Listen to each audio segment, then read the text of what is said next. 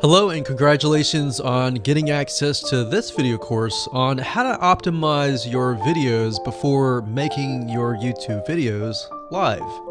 So this is video number 1, which is the introduction to YouTube search engine optimization.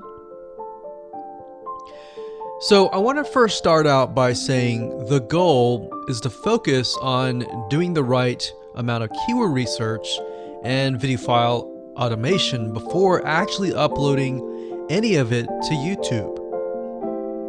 So essentially this is all about what most people forget about doing before making their YouTube video live.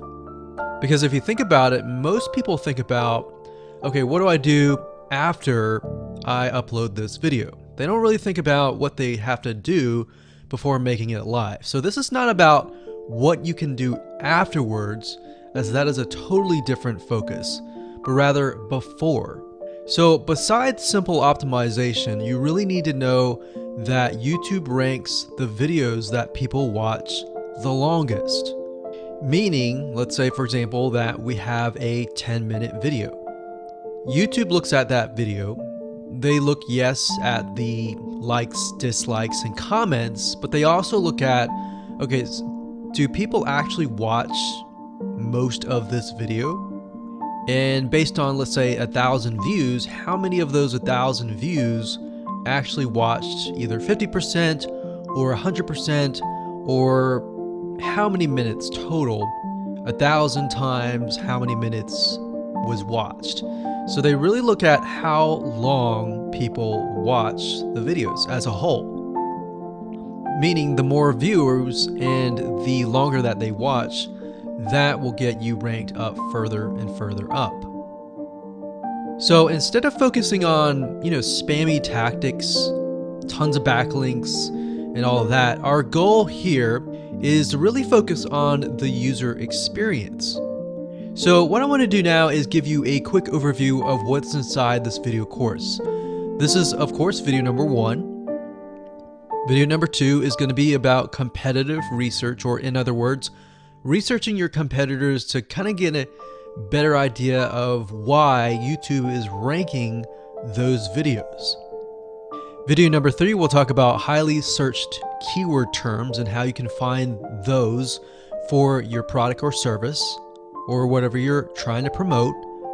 Video number 4, we'll talk about your title and your description.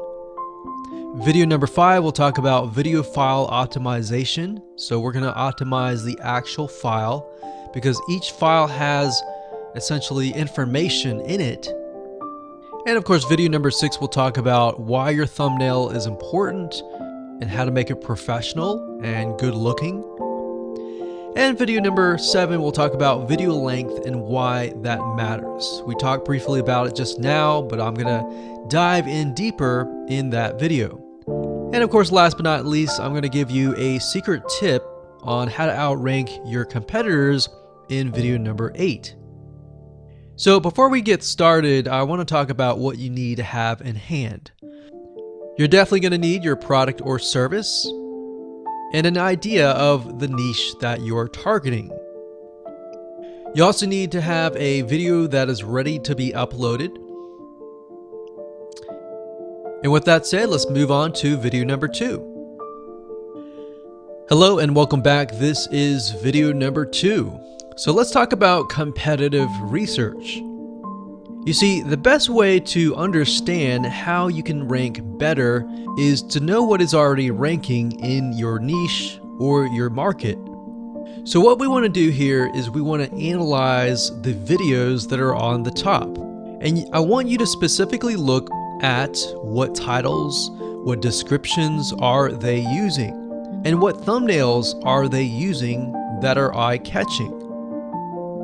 And what is the user experience like when you click through those videos? So let's go ahead and do some competitive research.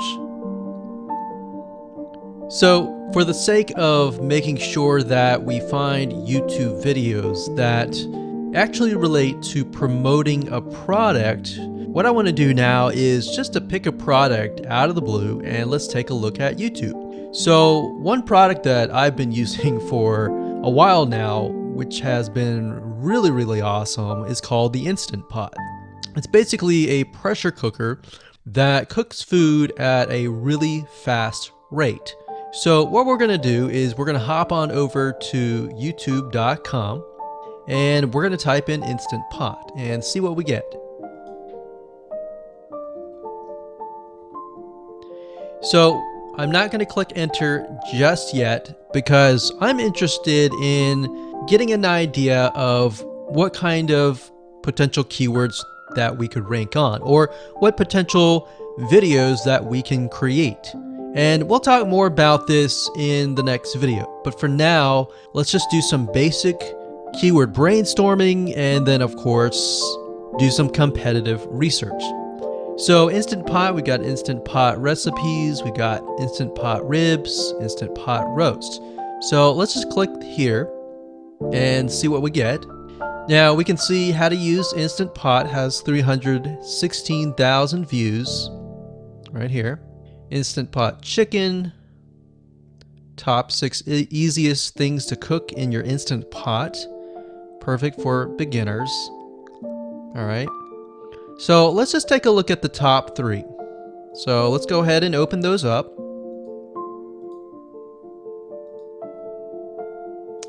And let's analyze them.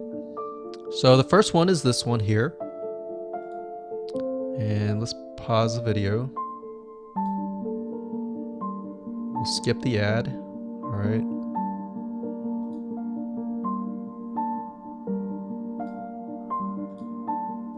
Okay, so how to use the Instant Pot 101 for beginners.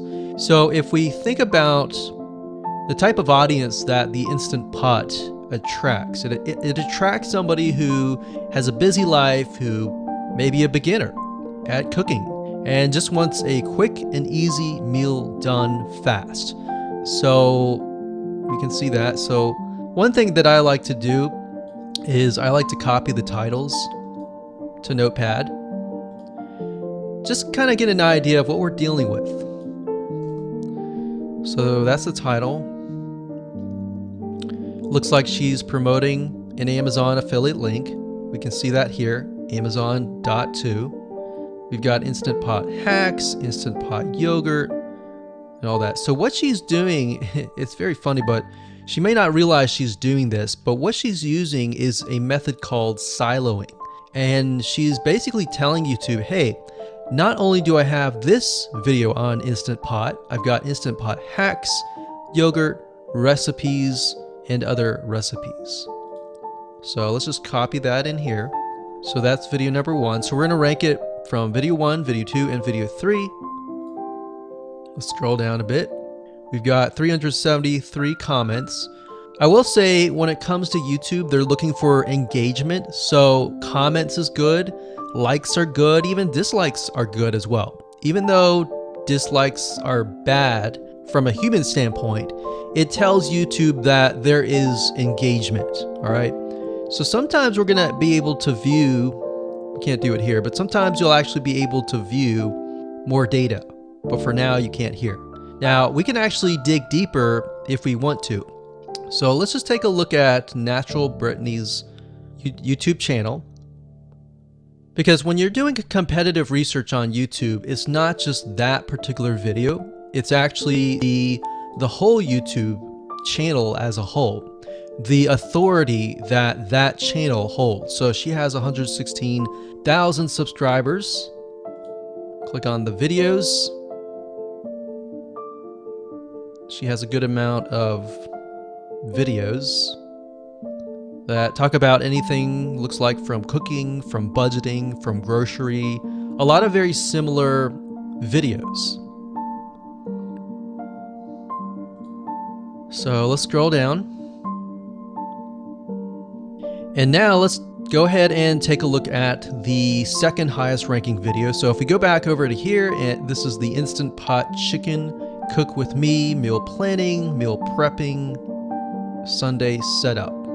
So let's go here, take a look.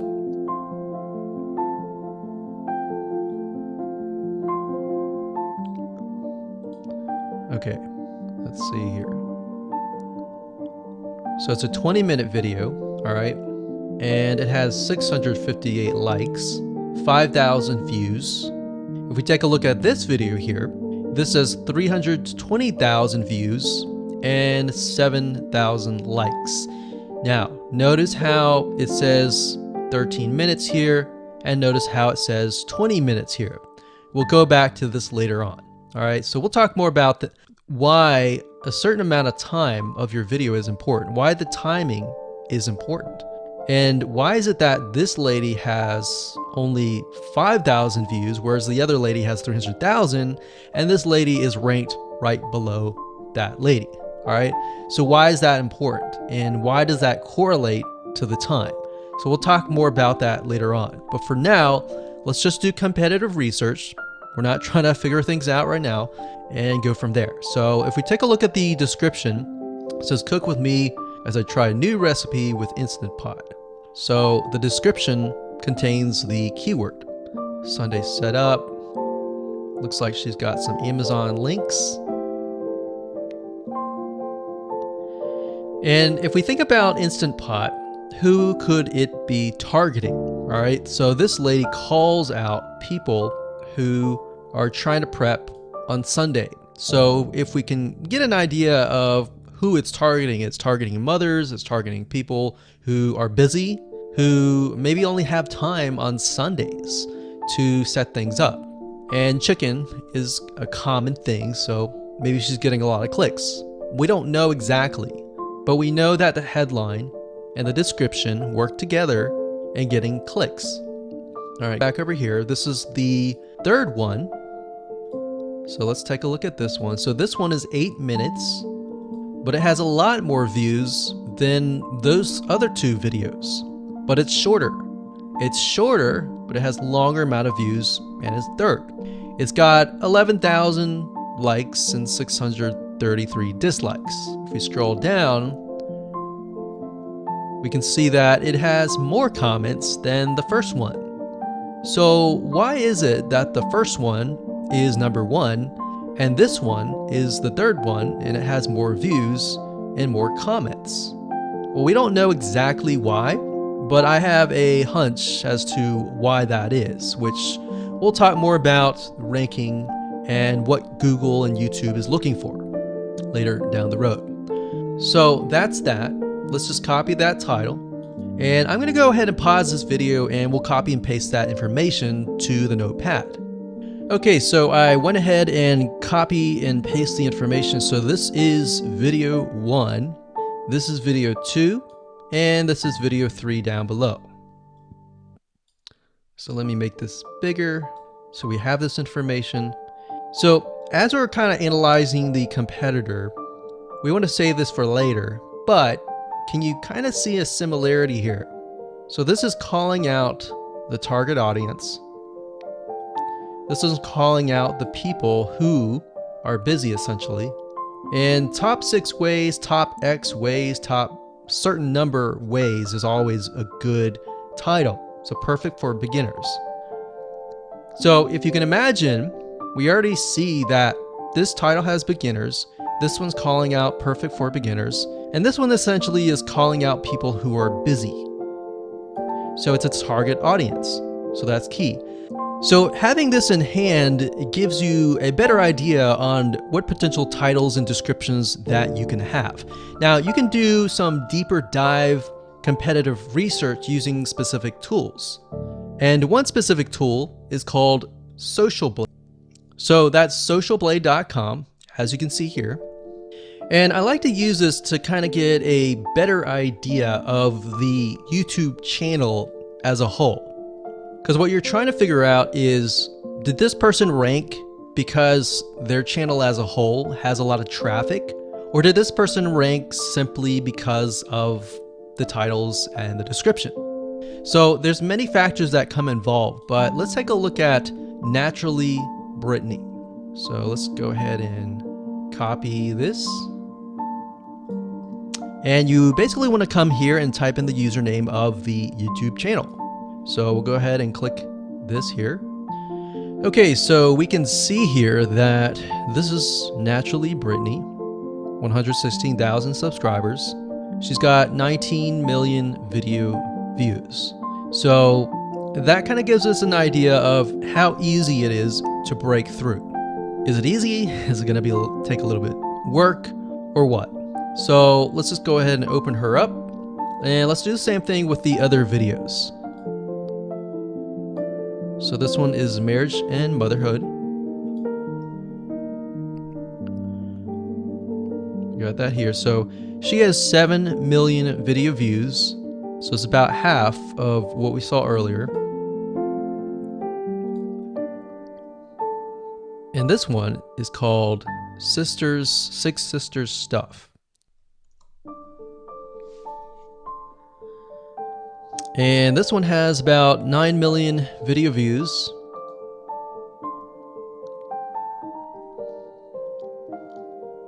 So right off the bat, we can see that if we were to rank on the keyword Instant Pot, it's gonna take a lot to break through. But the way we can break through is by using essentially subcategories of that keyword.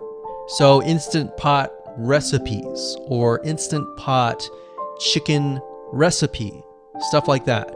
So we can see that each one of these has about 100 to 200,000 subscribers. So you're going to have to be competing against that. Now, obviously, if you have a good size YouTube channel, that will usually mean that you can break through fairly easily. But if you're just starting out, then breaking through on that keyword is going to be a little bit more difficult. So the next question is, what keywords should you use? And we'll discuss that in the next video. Hello and welcome to video number 3. Let's talk about highly searched keyword terms and how you can figure out what your main keyword is going to be, what your sub keywords are going to be. So one mistake that we see that many YouTubers make is simply making their own title and description. I mean, it's natural, right?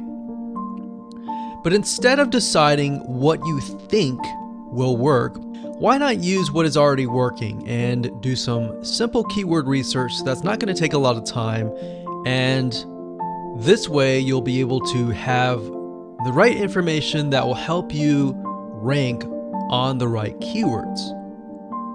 Now the big question is, well, how do I find these keywords? So the best way to find highly searched keyword terms is to look at the Google suggested keywords. And they are suggested for one reason, because they are used a lot. So let me show you how to find them and what they look like.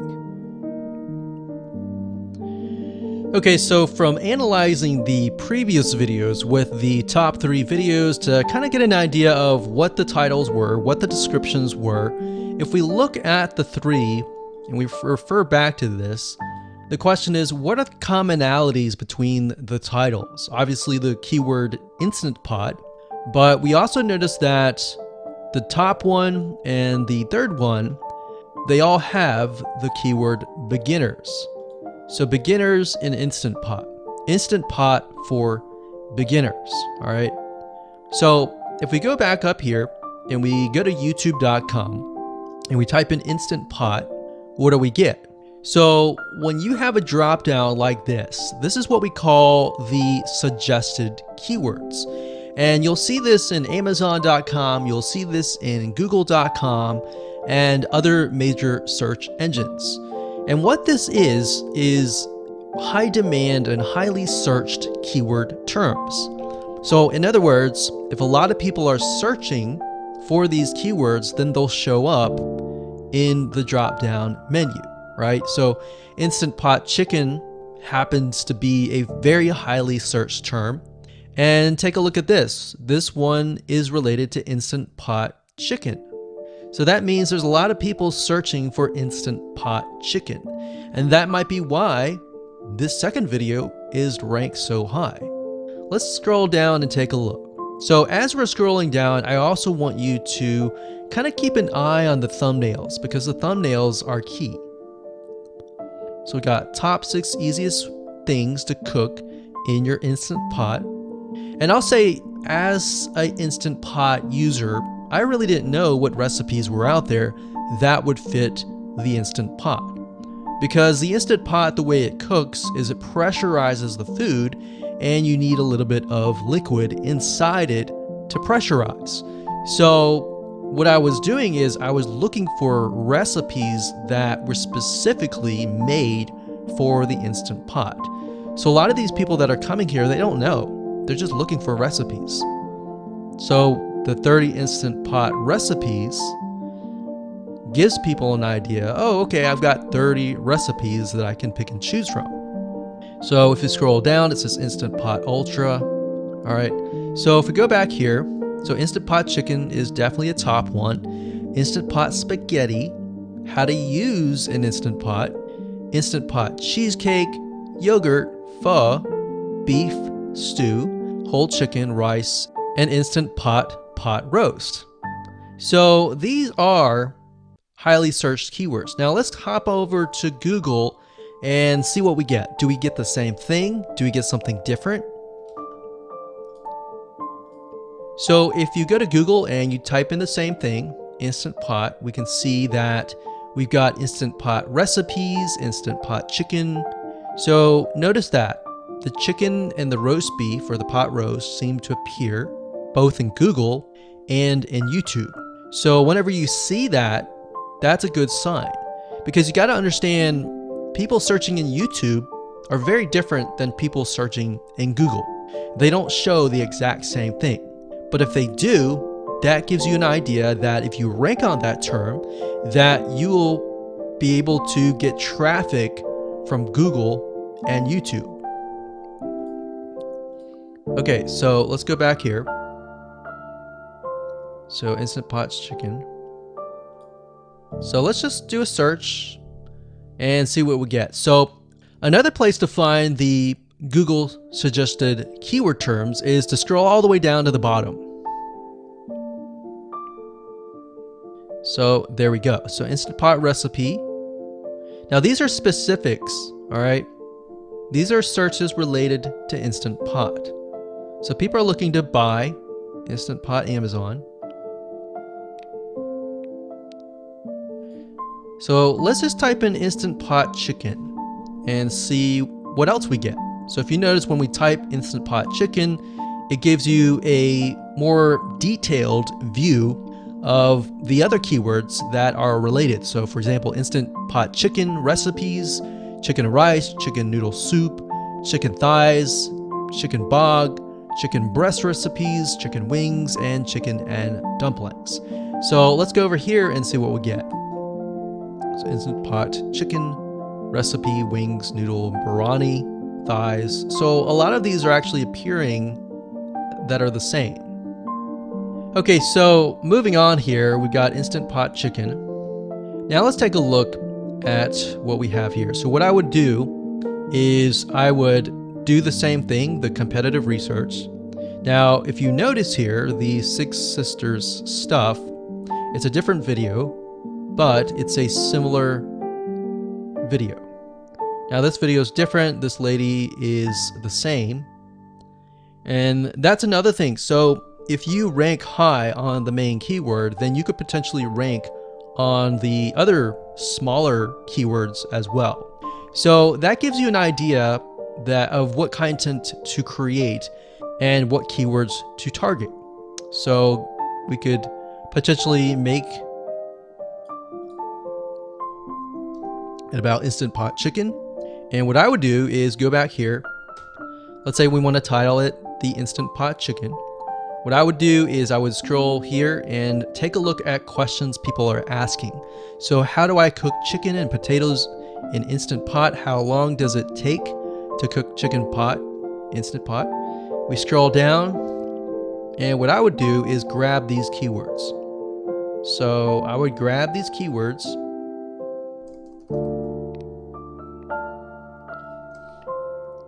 So what we want to do is we want to have a main keyword, and then we want to have sub keywords. So the main keyword here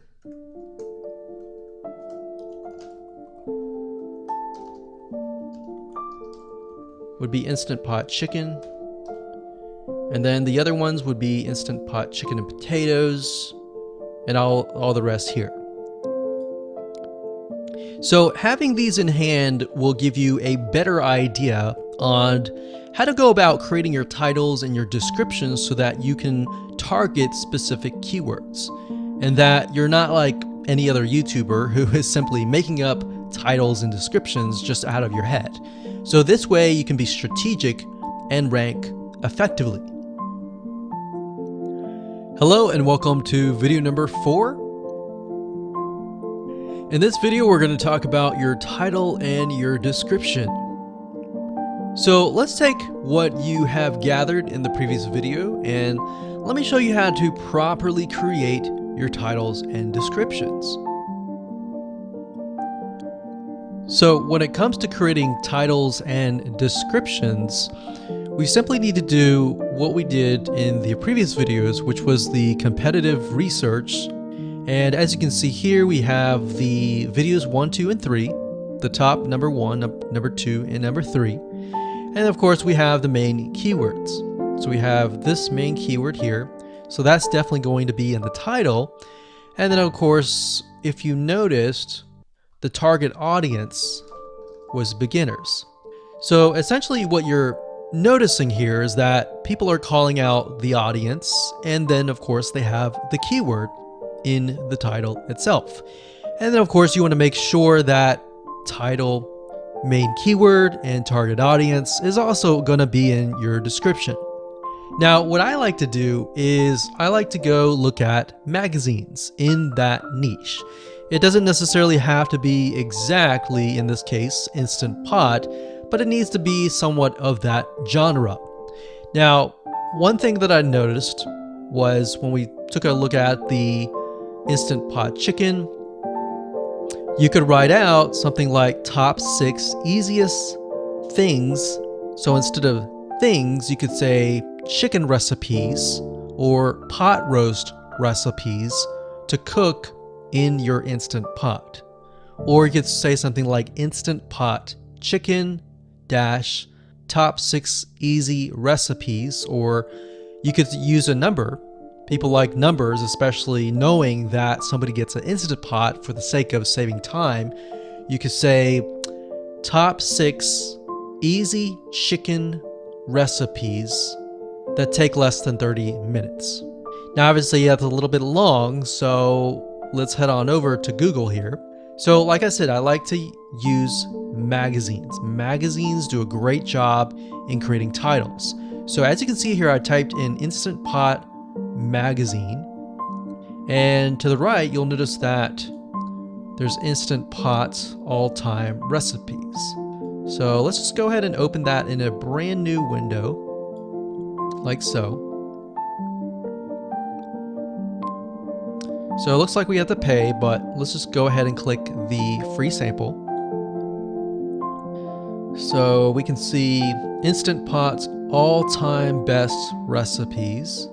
So you could do something like all-time best chicken recipes, or Instant Pot dash all-time best chicken recipes, or all-time best chicken Instant Pot recipes. So obviously here we're not going to copy word for word because that's plagiarism, but we're going to use something different. We're going to tweak it around. What we're looking here is for headlines. So let's go back here. So it says everyday Instant Pot, 115 delicious, family friendly pressure cooker. So we can say everyday Instant Pot, colon, 6 delicious family pressure cook recipes. So everyday Instant Pot chicken, as long as the word Instant Pot chicken is in there. So we got 66 Instant Pot recipes that put your pressure cooker to work. So we could say something like 6 Instant Pot chicken recipes that take less than 15 minutes. And yes, believe it or not, Instant Pot can literally cook something like a pot roast within less than an hour, or sometimes half an hour. Because it's a pressure cooker, it cooks a lot faster. So that's what I like to do, is I like to take a look at magazines. So it doesn't necessarily have to be Instant Pot in this example. It can be another food magazine. So essentially that's how to create the titles. As far as the description goes, if you take a look at what they've written here, the first one that's ranking really well, as you can see here, we've got Instant Pot 101 for beginners. So you'll notice that they are trying to target the keyword Instant Pot 101 for beginners. So they've stated that in the title, and they've also put it in the description. So it says everything you need to know about how to use the Instant Pot in a beginner Instant Pot recipe. So notice that they use the keyword beginner Instant Pot twice. And then of course they got Instant Pot hacks, Instant Pot yogurt. And what they're essentially doing here is they're linking to other related videos. Now, Google's smart enough and YouTube's smart enough to have an algorithm to read the description and think, okay, they've got other videos that they've created that are related to Instant Pot. This video must be good, or this channel must have a lot of relevant information. So we're going to rank it a little bit higher because it's going to give people what they want to see. So now we look down here, it says Instant Pot chicken. So this is the lady who is ranking really high on Instant Pot, but also Instant Pot chicken. So it says cook with me as I try a new recipe with my Instant Pot. So we can see the keyword Instant Pot here. And as you can see, the description is really written for the user, but it contains the keywords that are necessary. So you don't need to write something like Instant Pot chicken or something that's just a bunch of garbled information. You want to make sure that the title and the description attract people first and foremost, and then embed the keywords within. So the third one, we've got top 6 easiest things to cook in your Instant Pot, perfect for beginners. So it says, today I'm sharing with you the 6 easiest things to cook in your Instant Pot. So you can see here, the title is here, but the title is also in the description. It says now these are perfect if you are just starting out or even had the Instant Pot for a while. So you can see the keywords that are embedded, but it's really written for the user. And that's the way it should be, because the title and the description will actually show up in the YouTube search engine, as you can see here. So we've got the title, we've got the description. So we want to make sure that the first sentence in your description is catchy as well. Hello and welcome to video number 5. Let's talk about video file optimization. Did you know that all files contain data that tells YouTube what your video could be about? Let me show you. Okay, so the way that YouTube gets an idea of what your video is about is by transcribing it. And for the most part, it can usually figure out what your video is all about if you have voice and speaking in it. Now, you can go one step further by adding the what we call video file metadata. It's very similar to a website metadata. So for example, if you right click on any website and you click on view page source, up at the top, you're going to see a lot of what we call metadata. So right here, we can see the name, the title, the description, and all that information. So what that does is it tells Google essentially what your website is all about. So very, very similar in this case of what we're doing here.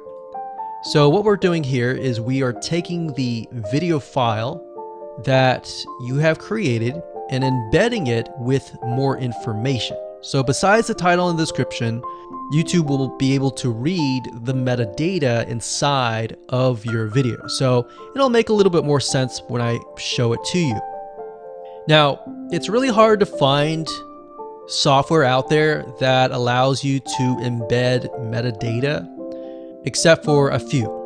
So one of them is called Video Converter by Wondershare, and that is videoconverter.wondershare.com. That's videoconverter.wondershare.com. So if you go here and you go ahead and download up at the top, you will be able to embed metadata. In fact, we're going to be using that for this particular video. Now, there are other software out there like the Adobe Bridge software, which allows you to embed the metadata into your video. Now, the reason why I'm using Wondershare is because I feel like it's a lot easier to use. So if you go ahead and download this, we're going to open this here. And what I did was I clicked Add Files and I chose the file. Now, there's a lot of things that you can change about the video, but what we're particularly interested in is this eye icon right here. So click this eye icon, or letter I here, and you're going to see that it says name, language, episode name, actors, directors, screenwriter, tagline, and description, and comments. So what I recommend is you try to complete this as much as you can. So episode name, actors, so that would be whoever is in the video, the director, the screenwriter, which could be you, and then the tagline. What I would do is the tagline be your title, and then the description be your description. So whatever you're going to upload to YouTube, put this as a title and put this as a description. And then for comments, I would put something like keywords. And all you have to do is click save, convert it, and done. That's the reason why we're using Video Converter, because it's just so much easier. With Adobe Bridge, it's easy too, but there's a lot of more options and very easy to get confused. So once you're done with that, you save the video. Your video has the metadata inside of it, and all you have to do is simply upload it to YouTube, and that's it. Hello and welcome back. This is video number 6. Let's talk about your thumbnail and why that is important. You see, since our goal is to get more clicks or more views to your YouTube video, we have to rely on attracting viewers. So if you think about it, the thumbnail is the first thing people see as they are scanning to find what interests them the most. So in other words, if you think about it, if you go to youtube.com and you type in a keyword, you're going to see all the results with thumbnails, the titles, the descriptions, and all of that. So that's the first thing that they see. So let's discuss what your thumbnail should contain and what's working in your market and how to figure that out.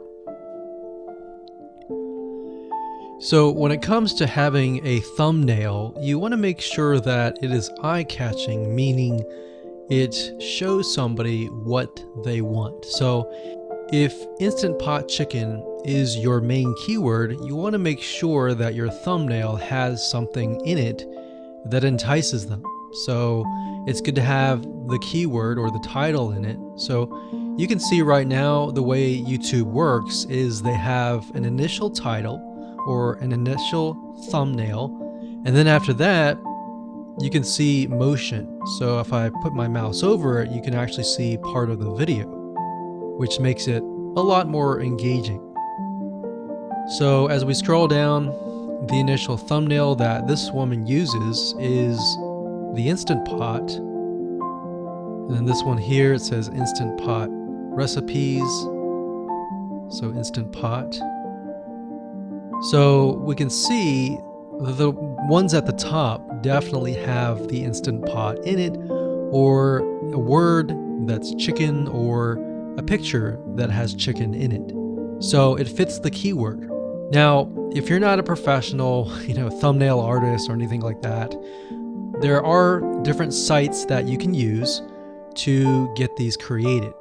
Now, bear in mind that you never want to use a thumbnail that is clickbaity or that lies to somebody, because if they click on it and then the video is nothing like the thumbnail, then guess what? You might get tons and tons of clicks and perhaps views, but you're not going to get people watching your video, which is very, very important, which we'll discuss in the future videos. But for now, there are different elements that you need. So what I recommend is you go to a site called creativemarket.com. That's creativemarket.com. There are other sites like graphicriver.net, but over time we've realized Creative Market has a lot of really good designs.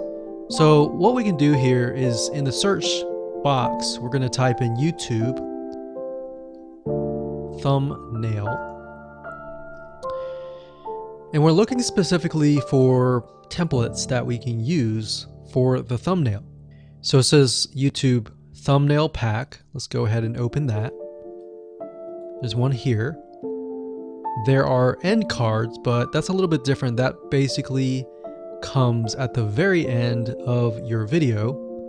So we got urban thumbnails, different types of thumbnails. But the reason why I like Creative Market is buying templates for specifically YouTube thumbnails is going to make your life a lot more easier, especially if you can make it professional.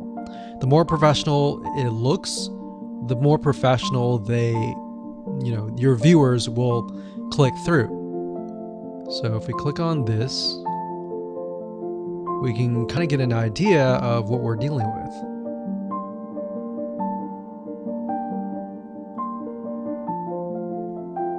And here's more thumbnails here as well. Now, over time, we've realized with YouTube thumbnails, more and more designs are becoming minimalistic, meaning it's not too fancy, but it's got just enough information to tell the person what it is all about. So it could have text, it could have pictures, but you really need to know what your YouTube video is about before you can create your thumbnail. In fact, I recommend that you create your YouTube video first and then you create your thumbnail so that you can make sure that you attract the right person. Now, what we found a little bit of a technique is to create a thumbnail that is related to essentially the end, meaning if you're creating an Instant Pot chicken recipe, you might want to show the chicken already cooked. So essentially what people get if they click through. So that way people think, oh, okay, this looks really nice, I'm going to click through, and they're more likely to actually watch all the way through to the end. And that's what we want. We want people not to just click through, but to watch all the way till the end. And that's actually going to help us with the ranking. Hello and welcome to video number 7. Let's talk about video length in more depth. So the big question is, how long should your video be? While yes, most folks have said that your video should be short due to attention span, and that's something that we've talked about in the past, and that definitely worked in the past, and that still is true that people's attention span are short. But today, in terms of YouTube, your video length should be longer, and here's why. Did you know that YouTube ranks your video based on how many minutes your viewer watches? We talked briefly about this in video number 1, but I want to talk about why that is the case. Statistically speaking, most people that we have found, based on statistics that we have seen in YouTube, most people watch about 50% of a video. Even the people that are interested in a video, they watch 50% of a video. So if that, in this case, is a 5-minute video, an average viewer is only going to watch about 2.5 minutes. Now, here's why that is important. If you're competing against someone who has a 30-minute video and their viewers watch 15 minutes, which is about 50%, well, guess what? Even if they can have less viewers than you, they're going to beat you because they have a longer video. So if you got the 2.5, they've got the 15 minutes, they can send less people and still beat you. And YouTube will favor them in the end. Now that of course is assuming that the views are legitimate and people are actually watching. And that's why user experience is so important. So to give you some real life practical application, let's hop on over to YouTube and I'm going to show you proof that this works. Okay, so let's take what we learned and what we just discussed and apply it to some real life practical application. So if we head on back over to youtube.com, we type in the keyword Instant Pot recipes, we can see this one, and this one. So let's go ahead and open these up. So we got this one, and this one. So that's 1, 2, and 3. The first one has about roughly 8 minutes or 9 minutes. We'll say 9 minutes. The second one has about 27 minutes. And the third one has about 20 minutes. Okay.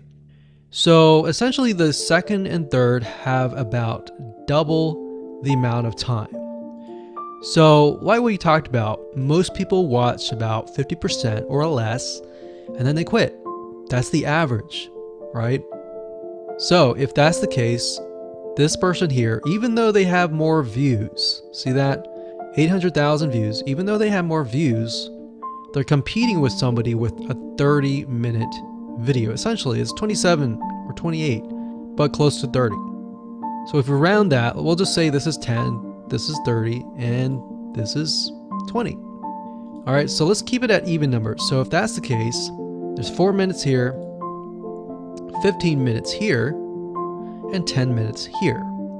So this means that the person with the less amount of minutes, they're going to need a lot more views and a lot more people watching it. So in total, if this person has, obviously this person's number one, but what I'm saying here is because YouTube looks at how many minutes are watched, if this person had 800,000 views and this person had only half of that amount, but had more than double this amount, this person right here would most likely rank higher. So see that? Only 100,000 views, 15 minutes. This one here, 20 minutes, only 6,000 views. So you might ask, well, shouldn't this be maybe number one? Not necessarily. If we really look at it, so we've got 800 times 4 minutes, and that's not going to be exact. I mean, we could even take 500. And this is definitely going to be number one. And this is definitely going to be number two based on the information.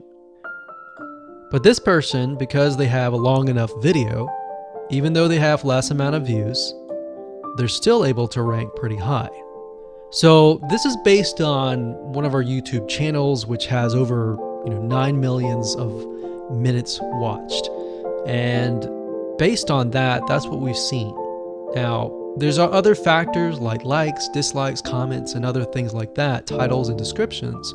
But that's a big, huge ranking factor because it legitimately tells Google and YouTube, hey, this YouTube video is legit. Not only people are clicking on it, they're actually viewing it. And they're viewing at least about 50% on average. So that's why the video length is important. Now, you don't want to make a long video just to make a long video. You want to make a video that has really good content. And that's the goal. It's not based on spammy backlinks or anything like that. It's based on providing real value. Hello and welcome to video number 8. So just want to say congratulations on reaching the end of this video course. We're going to talk about a secret tip that you can use to outrank your competitors. So we briefly talked about why having a longer video was important, right? So one secret tip that we can give you is that what we have found that works is the following. Longer videos in the sense of live streams, which means you get on YouTube and you talk to people live. You have webinar replays and videos where people expect them to be longer. So in other words, people are expecting these to be longer. If you make a normal video that people expect to be 5 minutes and you make it an hour, then you're not really going to hit that 50%. But when you have a live stream or a webinar replay, usually people typically expect it to be at least 1 hour. So because people expect it to be 1 hour or longer, they expect to take time out of their busy schedule to actually watch your longer video. And what we found is these work really well compared to the average video. So let's discuss what you need to do in terms of software or even web applications that you need to create live streams and webinar replays. So in order to create a YouTube live stream, you're going to need to have a broadcasting software. There are many. You can go to YouTube and type in live stream, how to set it up, and there's a lot of videos on that. But this is one particular one that we have used and that has worked really, really well for us. It's called Open Broadcaster Software, and it's free, best of all. And that is located at obsproject.com. So as you can see here, there is versions for Windows, Mac, and Linux. So it's simply as easy as downloading and you can start streaming. So the reason why you need this software is basically what it does is it connects to the YouTube live stream system, and when you're ready you click record and you're good to go. Now I'm not going to go in depth on how to use this product just simply because there are so many different options and so many different ways of using it. Now, like I said, the tip is when outranking your competitors to have longer views. This is good for kind of a face-to-face talking head type long video. Now, if you want to use a camera, you can do that. If you want to do something like screen capture, meaning you're going to show your screen, then you're going to want to use something like GoToWebinar. And you can go to gotomeeting.com/webinar to do that. Another tool that we have used, which as of now it is free, and who knows, it could change. So GoToWebinar does cost money, but it's a nice way to kind of engage with people. So this is the route that I would go if you are engaging with people. If you're not engaging with people and you're simply doing screen capture, there is a tool called Use Loom. Let me show it to you. So useloom.com. Loom is essentially a Chrome plugin, and what it does is it allows you to record your screen. It's super easy to use. In fact, it's super fast. It's so fast that you can literally start recording, and within seconds when you're done, you'll have the video in hand. And you can download the actual video file to your computer really fast. So those are the three options that I would go to, and really depends on the avenue that you want to take.